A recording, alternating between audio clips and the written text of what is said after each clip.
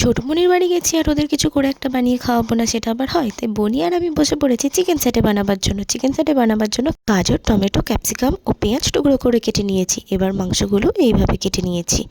এবার একটি বড় পাত্রের মধ্যে মাংস কুচিগুলি তুলে নিলাম। এবার গাজর কুচি, টমেটো কুচি, ক্যাপসিকাম কুচি ও পেঁয়াজ কুচিগুলি দিয়ে ওপর থেকে বেশ খানিকটা টক দই ছড়িয়ে দিলাম। 4 চামচ মতো আদা রসুন বাটা দিয়ে দিলাম, সয়া সস দিয়ে দিলাম, টমেটো সস দিয়ে দিলাম, স্বাদ মতো লবণ দিয়ে দিলাম এবং গোলমরিচ গুঁড়ো দিয়ে দিলাম। এবার বেশ ভালো করে মাখিয়ে নিতে হবে।